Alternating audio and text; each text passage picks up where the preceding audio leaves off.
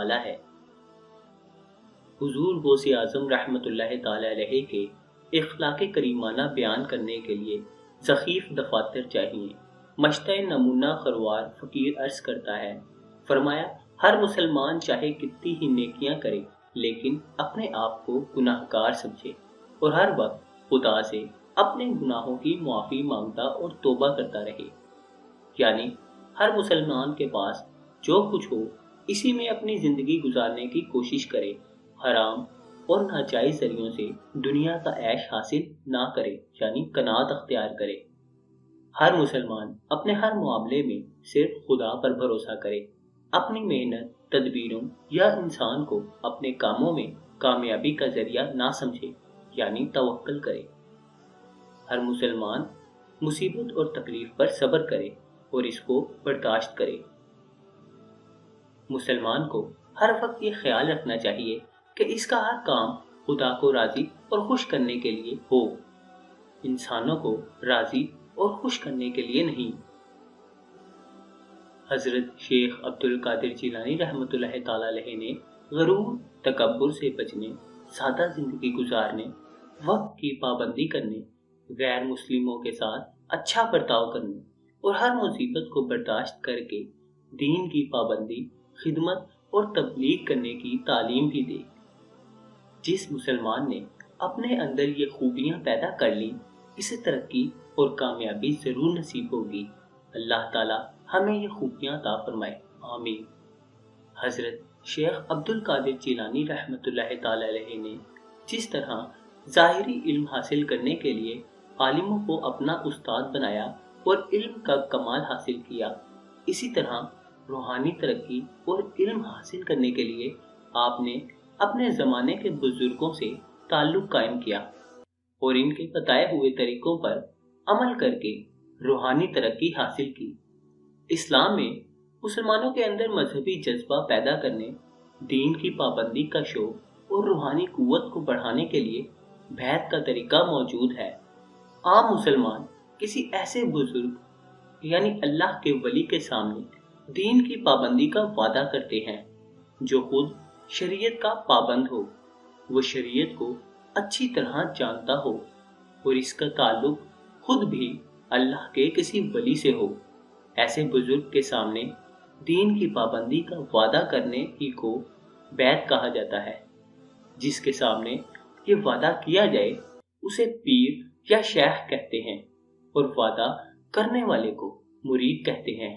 इस वादे का असर वादा करने वाले पर होता है कि वो किसी भी बुरे काम करने से पहले ये ख्याल करता है कि मैं तो बुराइयों से तौबा करके दीन की पाबंदी का वादा कर चुका हूँ।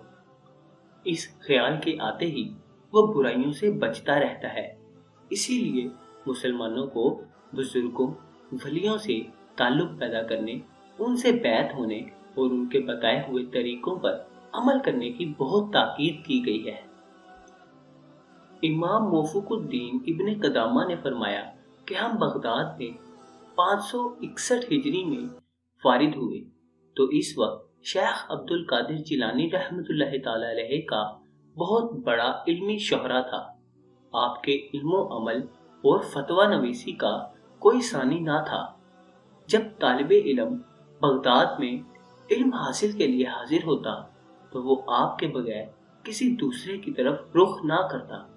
आप अलूम के जुमला फ़नून में यकता और बेमिसाल थे और तालिब इल्मों को खूब मेहनत से पढ़ाते और फराख दिली का ये हाल था कि किसी बात से ना उकताते। आप जुमला औसाफ जमीला से मौसूफ थे। मैंने आप जैसा किसी और को नहीं देखा। उलमाए बगदाद कहते हैं कि हुजूर गौसे आज़म रहमतुल्लाह ताला अलैहि अक्सर खामोश रहते, बहुत कम गुफ्तगू फरमाते और अवाम व खवास में आपकी कबूलियत तामा थी, दिलों पर कब्जा था। अपने मदरसा मुबारक से सिर्फ जुम्मे के दिन जामे मस्जिद तक बाहर तशरीफ या सिराए गौसियत तक जाना होता था। आपके यहाँ बगदाद के बड़े बड़े रूसा उमरा ने तौबा की और यहूद व नसारा के बड़े लोगों ने आपके हाथ पर इस्लाम कबूल किया। मिंबर पर वाज में हक बयान करने में बेबाक थे اور منکرین اسلام اور فساق کا سختی سے رد فرماتے۔ امام موافق سے حضور غوث اعظم رحمۃ اللہ تعالی علیہ کے بارے میں سوال ہوا تو فرمایا کہ ہم نے آپ کو آخری عمر میں دیکھا، بلکہ آپ کے مدرسے میں تعلیم کے لیے حاضر ہوئے تو آپ ہمارا بہت زیادہ خیال رکھتے، بار بار ہمارے پاس اپنے صاحبزادے یحییٰ رحمۃ اللہ تعالی علیہ کو پرسش احوال کے لیے بھیجتے، ہمارے مطالعے کے لیے روشنی کا انتظام فرماتے اور ہمارے کھانے کا خصوصیت سے خیال فرماتے۔ شیخ محی الدین عبد القادر جیلانی رقت قلبی اور خشیت الہی کی وجہ سے عبرت و رقت کی بات سن کر بہت جلد آنسو بہانے والے، انتہائی خشیت الہا رکھنے والے، باروب و دبدبا، مستجاب الدعوات، صاحب اخلاق کریمہ، عالی نسب، غیر مہذب بات سے انتہائی دور، حق اور معقول بات سے بہت قریب، حدود الہی اور احکام خداوندی کی خلاف ورزی پر آپ کو جلال آ جاتا، اپنے معاملے میں کبھی غصہ نہ کرتے، اللہ کے علاوہ کسی چیز کے لیے انتقام نہ لیتے، کسی سائل کو خالی ہاتھ نہ لوٹاتے، خواہ بدن کا کپڑا ہی اتار کر کیوں نہ دینا پڑے۔ آپ ہمیشہ محتاجوں کی دستگیری فرماتے اور کھلے دل سے ان پر خرچ کرتے۔ ایک دفعہ آپ نے ایک شکستہ حال اور افسردہ شخص سے خیریت پوچھی۔ اس نے عرض کیا، حضور دریائے دجلہ کے پار جانا چاہتا تھا، مگر ملاح نے بغیر کرایا مجھے کشتی پر سوار نہ ہونے دیا، میرے پاس کچھ بھی نہ تھا، میں نے بہت منت سماجت کی مگر ملاح نے میری بات نہ مانی۔ ابھی اس کی بات مکمل نہ ہوئی تھی کہ ایک شخص نے 30 اشرفیوں کی تھیلی بطور نذرانہ آپ کی خدمت میں پیش کی۔ آپ رحمت اللہ تعالی علیہ نے تھیلی فقیر کو دے کر فرمایا، یہ اس ملاح کو دے دو اور اسے کہہ دینا کہ آئندہ کسی غریب اور محتاج کو دریا عبور کرانے سے انکار نہ کرے۔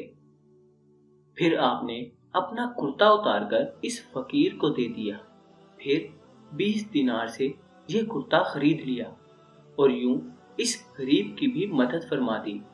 غربا سے آپ کی محبت کا اندازہ اس واقعے سے بھی ہوتا ہے کہ اپنے زمانہ شہرت میں آپ حج کے لیے نکلے۔ جب بغداد کے قریب بستی حلہ میں پہنچے تو حکم دیا، اس بستی سب سے غریب اور بے کس گھرانہ تلاش کرو۔ ہم نے کافی تحقیق کے بعد ایک ایسا مکان تلاش کیا جس میں ایک بوڑھا شخص اپنی بیوی اور بچی کے ساتھ رہتا تھا، اور یہی گھر سارے قصبے میں سب سے زیادہ غریب تھا۔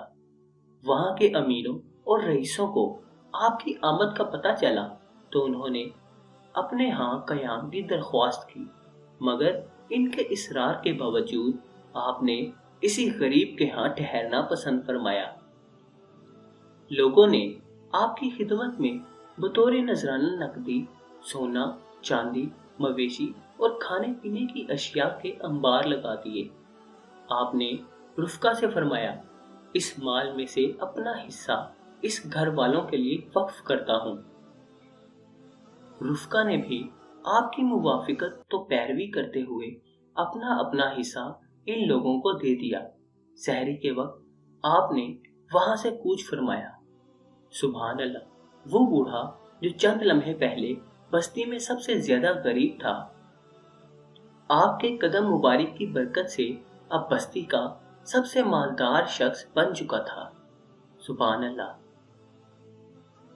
سامعین محترم، امید ہے کہ آپ کو آج کا یہ قصہ پسند آیا ہوگا۔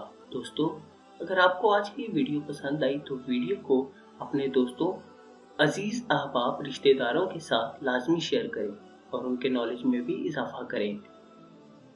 اس کے علاوہ دوستو، اگر آپ نے ابھی تک ہمارے اس چینل کو سبسکرائب نہیں کیا تو اس ویڈیو کے نیچے لال کلر کے سبسکرائب کے بٹن کو دبا کر چینل کو سبسکرائب کر لیں اور ساتھ موجود گھنٹی کے بٹن کو بھی لازمی دبا دیں۔